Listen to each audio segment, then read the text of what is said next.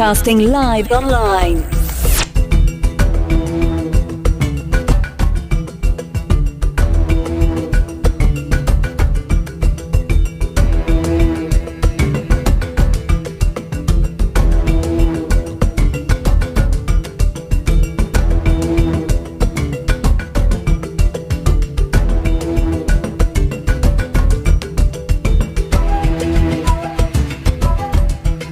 Online, on mobile, and soon on DAB. This is Starr Radio UK, the leading Afro-Caribbean radio station in London.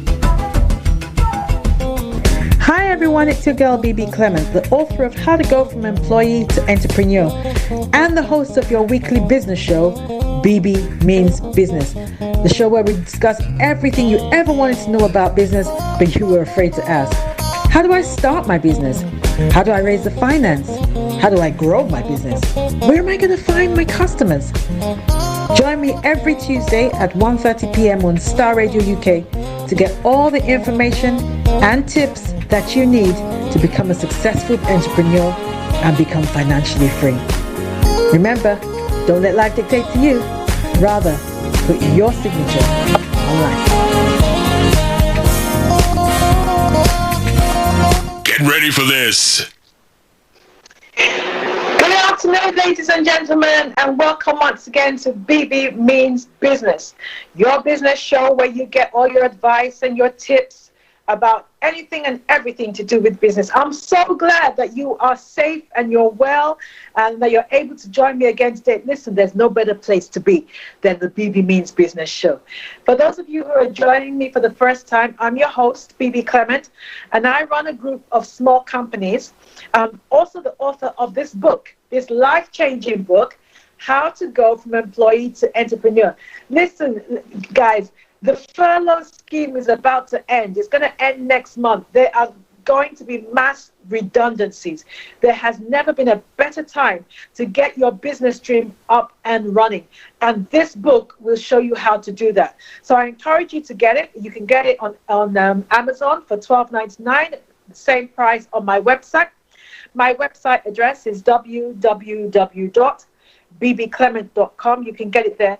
But if you want to get it today, again, I'm in a really generous mood. So if you want to get it today, if you just phone in or you hook us up on Twitter, and I'll give you the contact details in a minute, or you just put it in the chat, I will give it to you for £10 today, and I'll even pay the postage. I'm feeling really generous and really nice today.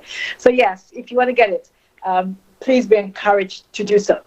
Now, just to let you know that I also answer questions. It's a live show, so we answer questions on this show. So any questions that you may have, please put them in the chat if you're joining us from Facebook. And like I said, I'll give you the contact details in a little while so that you can hook us up in any other media that you might be using. All right, take a minute just to connect with me on social media. My Twitter account, my Twitter handle is @Bebe Clement. That's BEBE Clement. Or you can go to Instagram and hook me up on Bebe_Clement. That's Bebe_Clement. Or if you're more a LinkedIn kind of person, just type in my name and I'll definitely come up. Now, the last live show that we had was to do with cryptocurrency. You remember that? And I want to say a huge thank you and a shout out to our special guest of that day was Sandra Ramsey Nicole, and she did a brilliant job of educating us about what is the whole cryptocurrency about and how do you profit from it. It was a really good show and the feedback was amazing. Up till now, I still get people asking me, can you please send me the podcast? Where can I see the repeat? Blah, blah, blah, that kind of thing. So it's really topical, as you well know. Definitely an area I would encourage you to have a look at. I'm not saying you have to buy, but I would encourage you to have a look at, particularly because also the Elon Musk, as you know, the MD of Tesla, he's thrown his hat in the ring. He's really put a spanner in the works by announcing, I think it was yesterday, that he has bought $1.5 billion worth of crypto, and that he will also be receiving crypto as a currency to pay for his products. So once somebody of that stature has thrown their hat in the ring, then I mean it just makes things even more it makes it something you really want to have a look at and not ignore. Crypto, as of this morning, was at an all-time high. It was up to about £37 this morning. This time last week, it was about £31. So definitely have a look at it. I'm not giving you financial advice. I'm just trying to give you a tip and educate you a little bit on some of the income streams that you can develop. And crypto is definitely something that I would encourage you to look at. Okay. Now, as you know, I am on an entrepreneurial journey, just like you. That's why I have this radio show. And perhaps I'm further down the road than some of you. And I thought I'd just use today to share some of the highs and lows of my journey that may provide some wisdom for you. I want to share some tips, things that you should avoid, some failures and mistakes that I made, but also some successes as well. And the things that I've learned along the way. So the title of today's show is Nuggets from My Journey. Nuggets from my journey. And I would encourage you, you'll want to take notes on this one. Because, if you can learn from somebody else, why make your own mistakes? If you can learn from somebody else and, make your journey quicker and less painful, then by all means do that. Okay. So like I said, for those of you who are just joining us, this is Bebe Clement, and you are tuned into the Bebe Means Business Show. And today I'm talking about nuggets from my journey. Nuggets from my journey. So one of the things I'd like to talk about is, I'm sure you've heard this saying that ignorance is bliss. I don't know who came up with that one. But when it comes to business and wealth creation, let me tell you firsthand, ignorance is not bliss. It's not bliss. And just like the Bible says, my people perish for a lack of knowledge. I really think that scripture is so applicable, particularly to business, so applicable to business. So I want to share some of the things that kept me financially disabled for so long. I would have gone so much further than I am. I would have been so much wealthier than I am if there are certain things that I had not been ignorant about on my journey. So I'll share them with you so that you can acquire the knowledge now and speed up your journey. Okay. So first of all was not knowing how a capitalist system works. I didn't understand how a capitalist system worked. Now, I grew up in Nigeria. I had my secondary school there, my first degree there. And then after I finished my first degree, I came back to the UK. And this was in 1989. And I remember my first job, I met a really lovely lady and we became friends. She was also Nigerian, and we're still friends till today. And she had just gotten married. I remember I said I didn't understand the system. And so I remember one day we were at lunch and she told me how she and her husband had just got a mortgage. So first of all, I asked her, what is a mortgage? So she explained it to me. And all I could hear was she had acquired a 25-year debt. And I thought she must be crazy. So I said to her, why would you do that? Why would you go and get a debt that's going to take you practically a generation to pay off?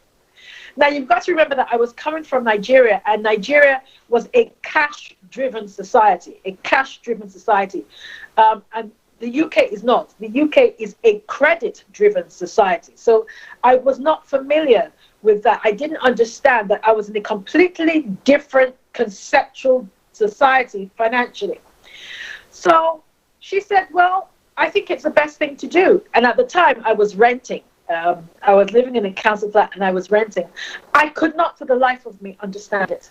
And, I'm sure I said some really probably discouraging things to her on the day. I'm sure she went home and thought, oh my God, I hope I haven't made a mistake. But really, I was talking out of sheer ignorance. And I'd like to just share some of the things that I learned about owning your own property. One, I didn't realize that owning your own property was an asset.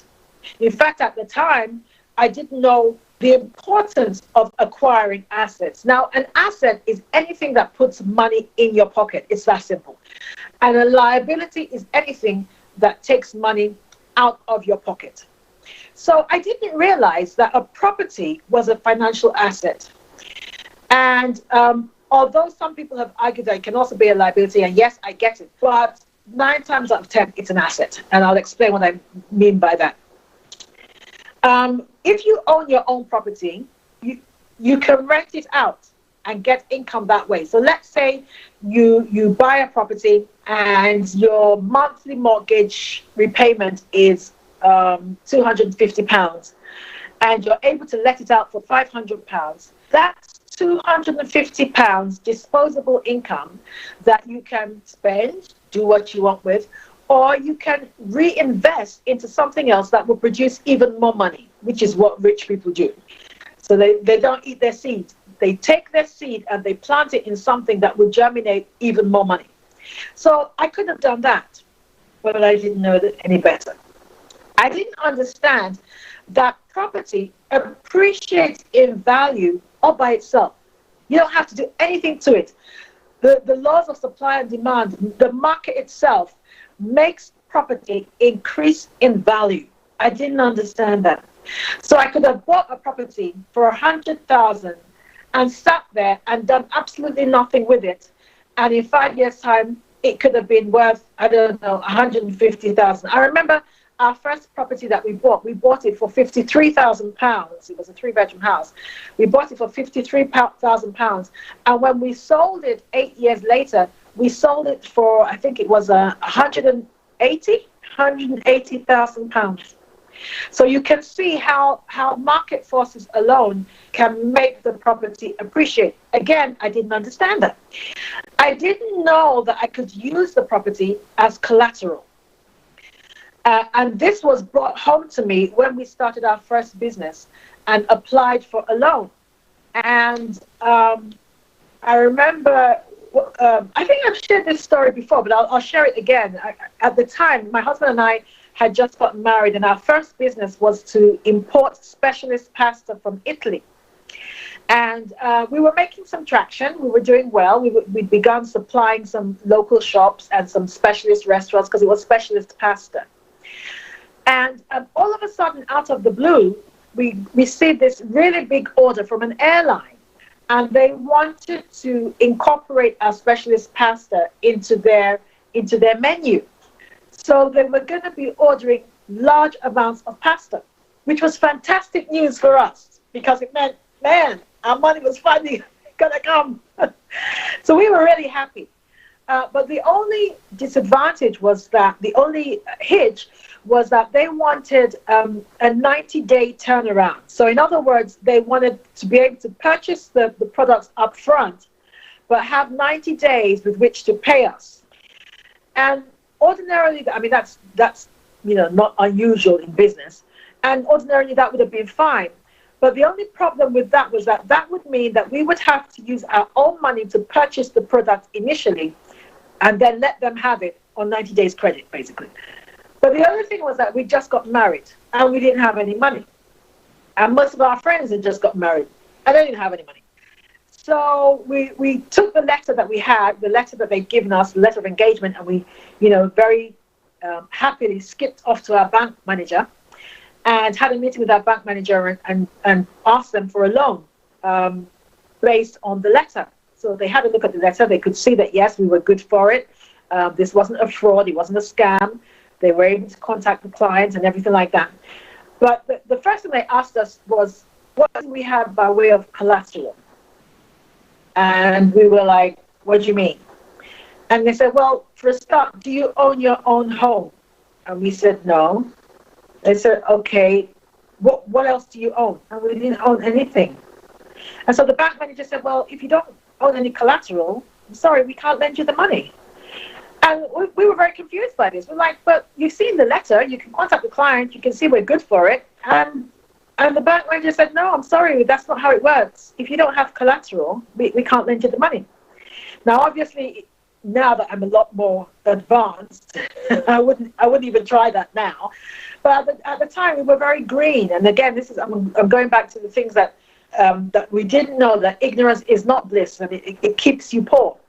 So if we had owned our own home, we could have used that as collateral to raise the money. And we got so despondent, we were so discouraged because we felt we were never going to get another opportunity like this. And so we were so discouraged that we actually wound down the company. So that was our first failure, and I'll talk about failure later on.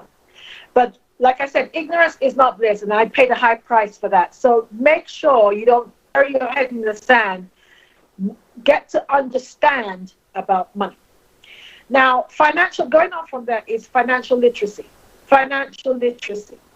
Now, I must say, for many years, I was financially illiterate. Now, I'm not going to beat myself over the head about that because research shows that 70%, a staggering 70% of the world's population is financially illiterate.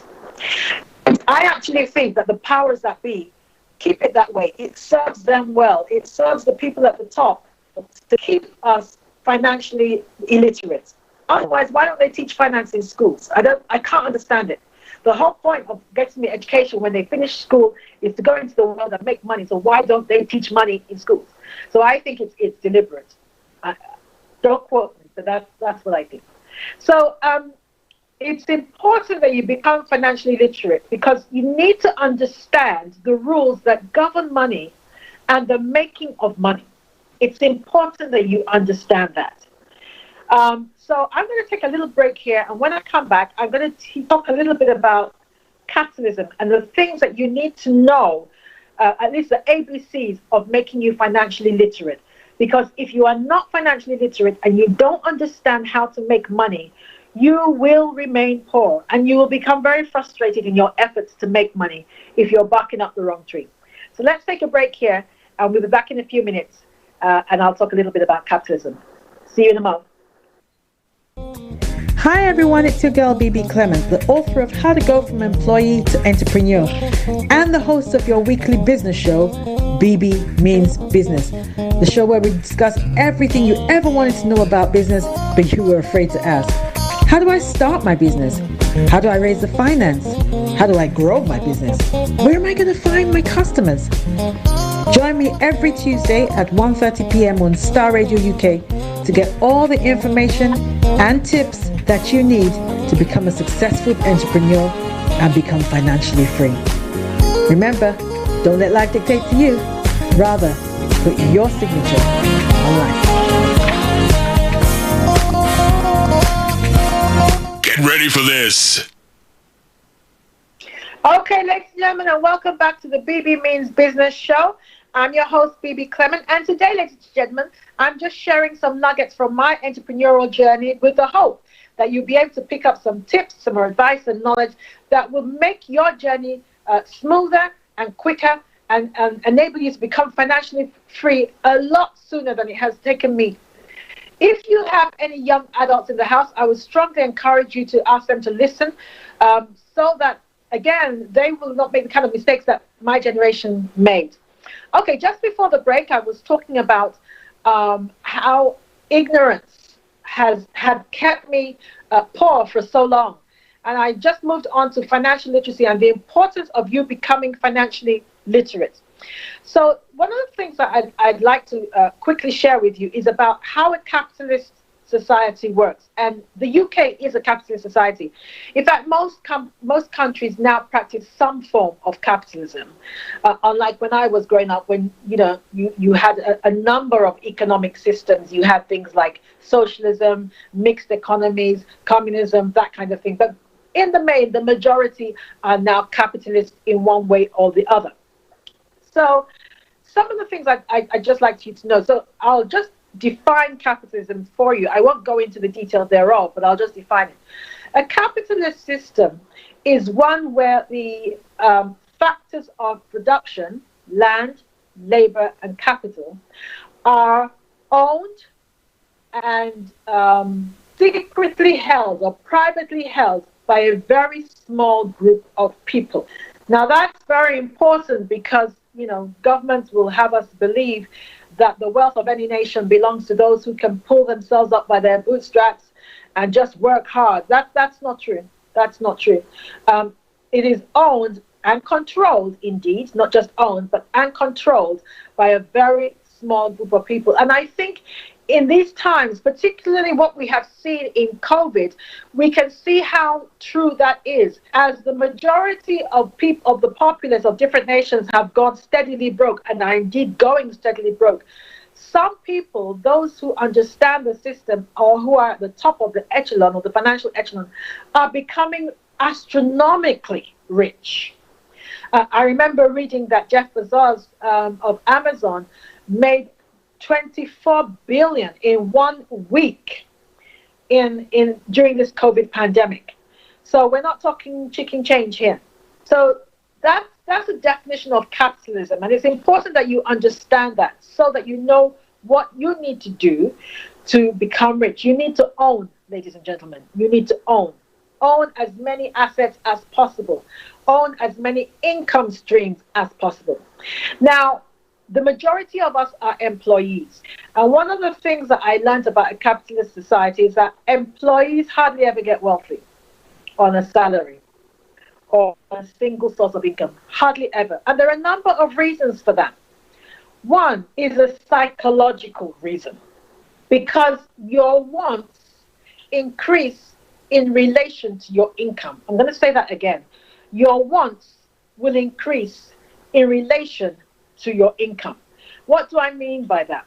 Well, so for example, if I was on a £40,000 salary and I'm very happily living in my 1-bedroom flat that I own and driving my car that I've been driving for the last 5 years happily, no problem, and suddenly I get a new job that pays me 90,000, it is guaranteed that suddenly I will psych myself into believing that my 1-bedroom flat is indeed too small for me and I need more space. And actually that car that I've been driving for the last 5 years is quite tatty anyway, and I deserve a new car. And so the first thing I'm going to go and do is look for a bigger house. Bigger house equates to bigger mortgage. Bigger mortgage equates to bigger payments. And then I'm going to go buy a car. A car, either I buy it outright, or even worse still, if I buy it on HP. So maybe I want to treat myself this time. I want to get the latest Jeep. I probably can't afford to buy that outright, so I'll buy it on HP. That means I've just invested in a liability. Remember that a liability is something that takes money out of your pocket, and a car is not an appreciative asset. In fact, if you buy a car today and you drive it out of the dealership, when you drive it to the end of the road and you turn around and you go back, it has depreciated by 25%. So a car is not an appreciative asset, ladies and gentlemen. So that's one of the reasons why employees do not become wealthy, or hardly ever become wealthy, on a salary or a single source of income. I read something quite interesting the other day. I think I shared this a couple of weeks ago, but I'm going to share it again because I think it's important. It forever sticks in my mind. Some research was done, and it was found that in a capitalist society, after beggars, in real terms, the next poorest set of people are employees who are dependent on a single source of income. Now, that should give you a lot of food for thought. And again, as I always say on this program, I'm not saying going to work tomorrow and slam your resignation letter on your boss's desk. That's not what I'm saying. But what I am saying is that you must develop different income streams. You can't be dependent on a single source of income. All right. Now, another fallacy that people have in relation to wealth, and they have this because, again, they are financially illiterate, is wealth in a capitalist society does not belong to the highly educated. It does not necessarily belong to the highly educated. What do I mean by that? Particularly in this day and age. Now, when I was growing up, I grew up at the tail end of the industrial age. And during the industrial age, the people who did well financially, or seemingly did well financially, were professionals, doctors, lawyers, engineers, that kind of thing. Which is why when I was going to university, you dare not tell your parents that you were going to study a course like theater arts or drama or something like that, or media studies, if media studies even existed at the time. because as far as they were concerned, the only people who did well financially were professionals. And that was because that's what the Industrial Revolution needed. They needed those kind of people to build the industrial age. But the industrial age is over. But even then, I must say, even then, I can remember as a young lady, as a young girl growing up in Nigeria, I had friends whose fathers were seemingly very rich. They lived in very beautiful houses. They had and they were in the best schools. And then one day, just one day, something would happen, and they would move, or I wouldn't see the car and the driver anymore, or they'd have to pull them out of school or something like that. And I'd ask, what happened? And they'd say, everything the guy had belonged to the company. The company owned it. And so maybe he's been given the sack, or the company has wound down. And so once the company winds down, all the perks are taken away. So people that we even thought were wealthy were actually not wealthy. Most of the perks they had were company owned.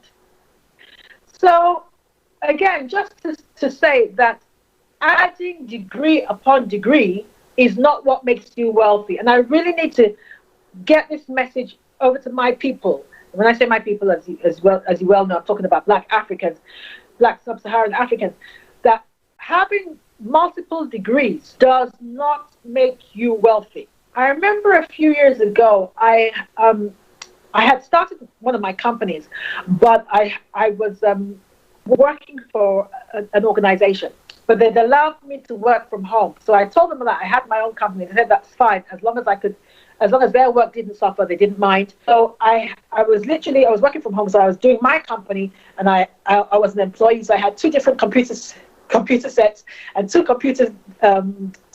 different telephone systems, and I was working both of them at the same time. So I was making good money at the time. But I remember I wanted to further my education because I was thinking, okay, I could get a better job if I went and got a master's. So I decided to run this by one of my mentors. And this, again, is the importance of having mentors. So I decided to run this by one of my mentors, Kayode. Shout out to Kayode Olatui, actually. Thank you very much for being my mentor all these years. And I took him to lunch, and we sat down, and I just shared with him what I was planning to do. And I had started speaking at the time. I had just started speaking.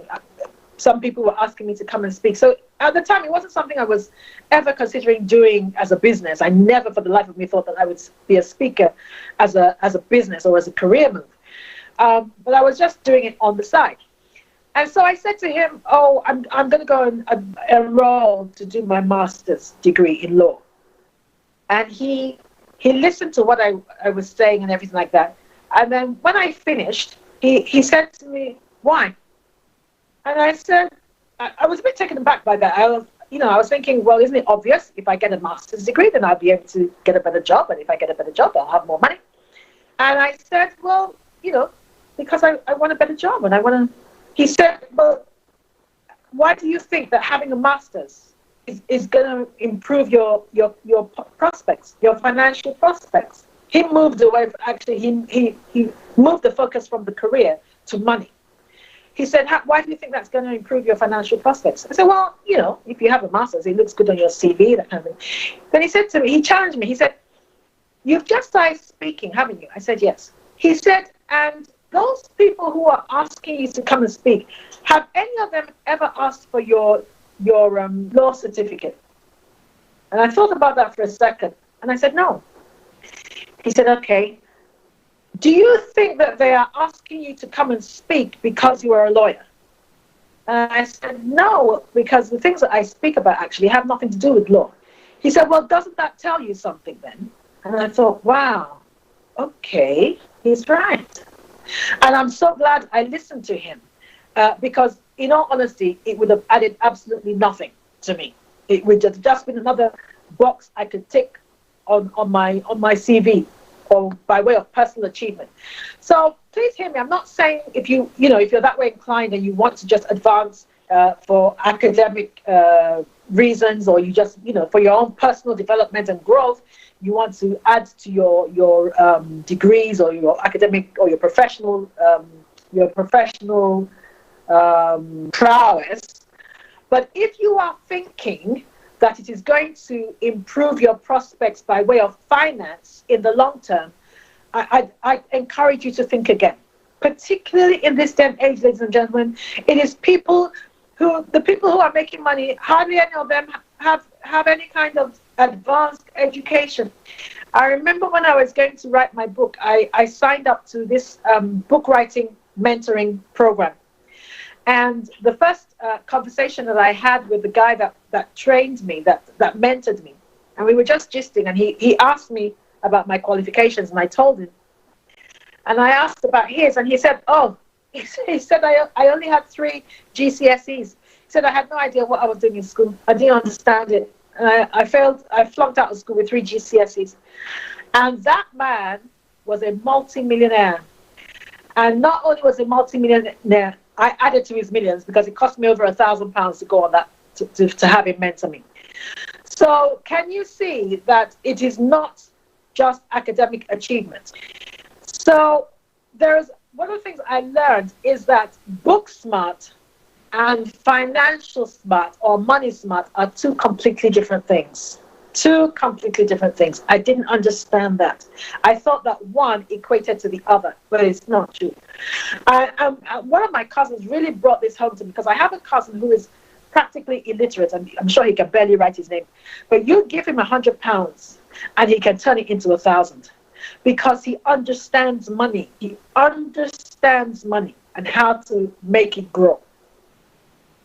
Now, working smart, another aspect that you need to know about by way of being financially literate, is that working smart will buck working hard every day of the week.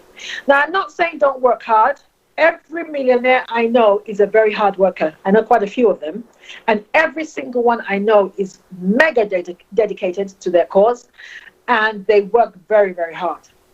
But working smart is a completely different science. So I just want to give you a little bit about the psyche of people who have an employee mindset or who have a poverty mindset.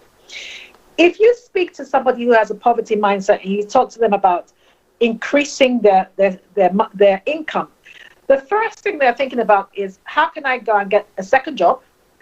Or in the job that they're in, let's say they're a nurse, they're thinking about, how can I increase my shifts? Now, that is how poor people think. They automatically think, how can I work harder? That's not how rich people think at all. Rich people think, how can I work smarter? How can I take my money, the money I have, and make it work for me? Rather than me work for it, how can I make it work for me? So they look for where they can put their money that will yield a result or yield a harvest or yield an increase. That's what they do. They work smart. They don't necessarily work very hard. They just work smart. They're wise. So that's what we need to do if we want to become financially free as well. Another thing to note, a quote that I saw some time ago, that if you are not busy building your dream, your financial dream, somebody will hire you to build theirs. Somebody will hire you to build theirs. So you better get busy about building yours. Again, like I keep saying, that doesn't mean you have to leave your job. It just means that you can develop different income streams in order to supplement your salary. Okay. I also discovered that biblical principles, in fact, the Bible is just full of principles in relation to finance. But biblical principles regarding finance, they work. And I just want to share one that I applied to my life that really helped us. I applied what I call the Joseph principle to my life and my family's life. And for those of you who are not familiar with the Bible or the story of Joseph, Joseph was like an assistant prime minister in Egypt. And during that time, there was famine in the land, and we're talking about the Middle East. There was famine in the land, and the only country that had food was Egypt. And they had food because the pharaoh, or the king of Egypt at the time, had this dream. And in fact, it had 2 dreams. And the first dream was about how he had seen about 7 skinny cows, very, very skinny looking cows. and then they looked like they were about to drop dead. And then these seven fat cows came along and ate up the skinny cows. And he didn't know what it meant, but Joseph, as the story goes, had the gift of interpretation of dreams. So he hired Joseph to interpret the dream. And Joseph explained to him that the first seven cows were years of famine, 7 years of famine. And the second seven cows were years of plenty. But that plenty would be dependent on them storing the food that they could store now, right now, when things were relatively okay. They had to store food now because famine, great amount of famine was coming. So that's what they began to do. They put him in charge, and he began to do that, to store food and save it.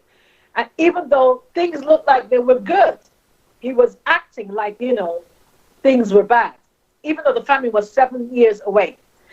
Now, when I read that story, I decided to adopt that principle. So during the time of boom, of financial boom during the 2000s, I began to put considerable money aside and invest it, and look for places I could put it to make it work. And during that period, I really watered down our family spending to the barest minimum as much as possible. And I know people thought I was crazy because it looked like, there was a property boom on at the time, and everything looked good, and money was flowing, and there was credit everywhere, and I made sure that I didn't get myself involved in the whole credit thing. And then the crash of 2008, 2009 happened, and a lot of people went under. But to the glory of God, because I had adopted the Joseph principle, we had enough to tide us through. We had enough to tide us through. So yes, that's another thing I learned, that there are financial principles that can serve you well. And because I'm a Christian, I adopt a lot of biblical financial principles. But success or failure where it comes to finance is not a matter of luck, ladies and gentlemen. No. It can be predicted by you understanding the principles that govern money and how to make it. Right. One of the things that I learned also when it comes to entrepreneurship and building wealth is the importance of association. The importance of association. The kind of people that you have around you. And I'm ruthless when it comes, my husband will tell you this, I'm ruthless when it comes to rooting out people from my life that I think are going to have a bad effect or a negative effect on me. So you need to get rid of these kind of people if you are minded to do well financially. Get rid of negative people. People who you share your dreams with and will poo-poo them. People who you share your ideas with and will tell you every reason why it's not going to work. Oh, but we're in the middle of a recession. Oh, but that we're in the middle of COVID. Listen, ladies and gentlemen, while some people are going bust in COVID, some people are making a huge amount of money. So don't listen to the naysayers. If you've got a dream on your heart and your gut feeling says now is the time to jump, follow your gut feeling. Follow your instincts, as Bishop Jake says. Follow your instincts. So get rid of negative people. You'll find that a lot of times these negative people, they don't have much to show by way of finance themselves. Sometimes they're speaking to you as of what they think is love because they don't want you to be disappointed. But my advice is get rid of people who constantly are negative. I remember a particular time we started a magazine called Law Digest. And Law Digest today is the premier magazine for African lawyers globally. And I remember when we first of all started that magazine, we started it in the UK. And I went to Nigeria. We wanted to have an event there to promote the magazine and to start doing some law conferences in Nigeria. And somebody picked me up from the airport. The guy picked me up from the airport. And we had told him about the magazine and we'd sent him a copy. And in between the ride from the airport to my house, this guy must have given me 1,000 reasons why this magazine was not going to fly in Nigeria. Oh, nobody knows you in Nigeria. Oh, it's too expensive. Oh, this, all that. He gave me loads and loads of reasons. I mean, by the time he dropped me off, I was thinking, oh my God, why in a million years did I ever think that this was going to work? Why? But let me tell you, ladies and gentlemen, we still ran with that vision. And within a year, that guy who told me that it was not going to work was on our payroll. So don't listen to the naysayers. Get rid of people who discourage you. Get rid of people who mock you. Do you know how many businesses, successful businesses, have been built on the back of people who said it's never going to work? Despite the people who said it's never going to work. I was reading about Ken Olsen. I don't know if you know about Ken Olsen, but Ken Olsen was a prominent computer industry programmer during the 70s. And he said in 1977 that there is no reason why anyone would want a computer in their home. Can you believe that? He was one of the experts of the day. And he said there is no reason why anybody would ever want a computer in their home. Thank God that Bill Gates did not listen to him. Otherwise, Bill Gates would be a pauper today. He went on and he ignored him, even though he was one of the experts, and the rest, as I say, is history. Okay, now just to let you know that we're live, and this is an interactive program, and I want to hear your views. If you've got any questions at all, please let me know, and I will, my producer will pass them to me, and I will answer them as quickly as I can before we leave. You can call us on 07539 661 744. That number again, 07539 661 744.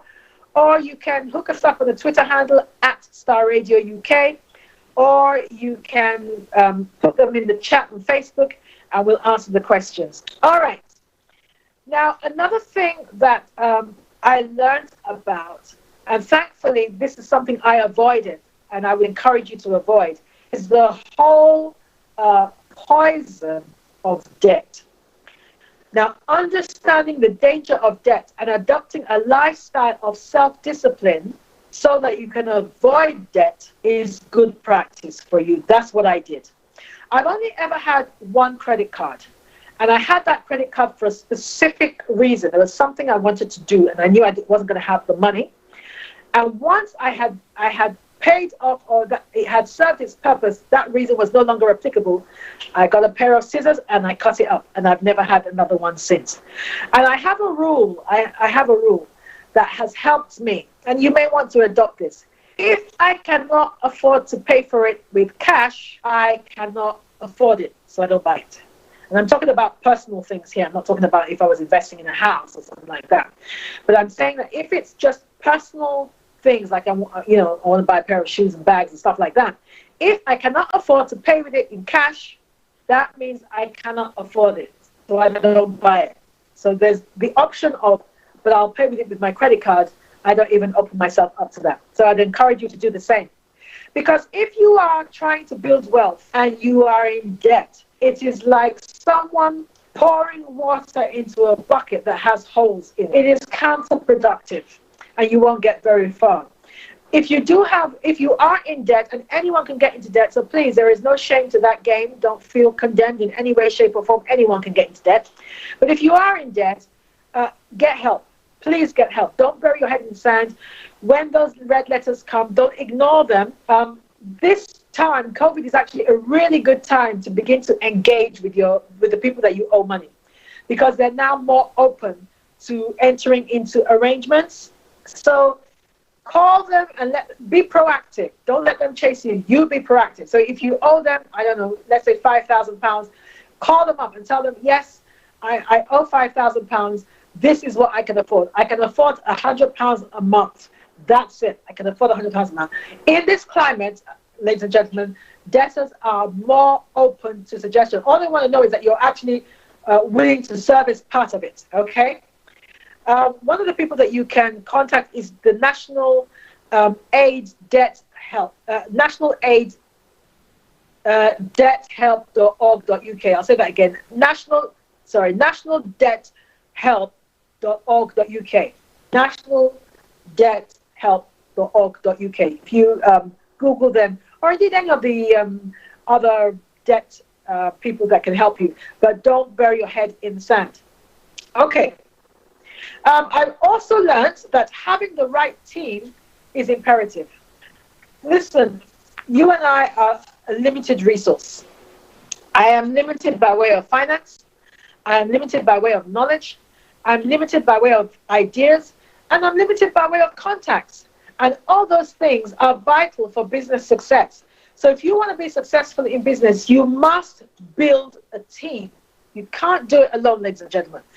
And it's important that you surround yourself with the right kind of team. It's not just a matter of gathering anybody that comes along. You must have the right kind of team. Your team should have certain characteristics. One, they should understand your vision and buy into it. There's no point in you having a team member that doesn't believe in your vision. There's no point. You might as well get rid of them because they will sabotage your vision. Knowingly or unknowingly, they will sabotage your vision. So you need to have you need to have a team that understands your vision, that can run with your vision, that are motivated. They have to be motivated, that are going in the same direction as you. There's no point in having a vision and you have team members that think, well, I don't think it's going to work. I'm just going to do it the way I want to do it. No. They understand your vision and they're going in the same direction that you want them to go. They are willing to help you and they are bad at what they do. They've got to be skilled at whatever it is that they do. Whatever they're bringing to the table, they've got to be skilled. Now, one of the wonderful things that I've been able to do is put together mastermind groups. I'm currently running 2 mastermind groups a week. And a mastermind group, for those of you who don't know, it's not a networking group. A networking group, the whole essence of a networking group is to get more business, more clients. That's not what a mastermind group does. A mastermind group is a group of entrepreneurs who meet on a regular basis to brainstorm and to problem solve. So what they do is they help you work on your business, because most of the time we spend our time working in the business, and so you don't have enough time to strategize. But a mastermind group helps you work on your business and helps you improve your business practices. But most importantly, they hold you to account, and they when they come to the table, they don't just come to the table as individuals. They come with their industry contacts, they come with their knowledge, they come with their expertise, they often come with their money as well, and they're just there to help you. So they make your journey swifter, they make it more enjoyable, they open doors that you could never open on your own for you. And so I would strongly encourage you to make sure you build the right team. If you want more information about the mastermind group, then drop me an email. It's bb@bbclement.com. My mastermind groups run for a series of 6 weeks, every 6 weeks, a cycle of 6 weeks, and then we end it, and then we start again, a whole new set of people start again. But I would strongly encourage you to look for a good team that can hold you to account. I'm going to end this in a minute. I just want to end with the issue of failure. Now, oftentimes people look at failure as a negative thing. I never do. Those of you who've listened to this show before, I don't see failure as a negative thing. And failure is almost inevitable in business. Nobody just sails through in business. Even someone as successful as Richard Branson, man, he's had some turkeys. I think Virgin Coda has disappeared. Virgin Brides has disappeared. I don't think that, I'm not sure how well Virgin Gym is doing, but I know those two have disappeared. So not everything the man has touched has turned to gold, and nobody's story is going to be any different. So failure is not such a bad thing. The important thing about failure is that you learn the lessons. You learn the lessons. Why did it fail? Why did it fail? What can I learn from this failure? How can I avoid my business being here again? And can I just say this to encourage you? The fact that you fail at something in business does not make you a failure. You need to disengage yourself from the business. You are not a failure because you failed at business. It's just the process that failed, the product failed, that kind of thing. But you are not a failure. So what you need to do is get up, dust yourself off, get some people who can help you to make sure that you don't end up there again, and try again. All right, ladies and gentlemen, I hope you found those tidbits useful, and I hope that you'll be able to adopt some of the things that I've spoken about into your business practices so that you do well. I really wish you well in your entrepreneurial journey.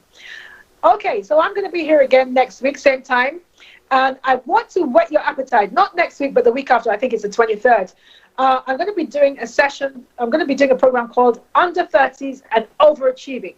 And we're going to have some entrepreneurs who are not yet 30 years old, but man, they are doing some amazing things. I'm going to have Mr. Sam Henshaw on the show. Yay! For those of you who don't know Sam, and I can't imagine how you wouldn't, but go and Google him. That's Sam, S-A-M-M, Henshaw. He's a singer. He's an amazing singer. And he's going to be on the show. I'm going to have a couple of influencers on the show. If you don't know what an influencer is, now's the time to log in and find out. These are all the lingo that you need to know, entrepreneurial lingo that you need to know in this day and age. I'm going to have them on the show. So if you have teenagers or young adults, make sure they tune in, not next Tuesday, but Tuesday after, because it would be just for young people. And we older ones, we can learn a lot from them because, guys, it's a different world. I don't understand half of what is going on, particularly on social media anymore. But so it's important that we stay connected to young people so that they can show us, and we don't get lost on our entrepreneurial journey. All right, stay safe, stay well, go make some money, and I shall see you here again next Tuesday at 1:30. Don't forget, don't let life dictate to you. Rather, put your signature on life. Bye-bye.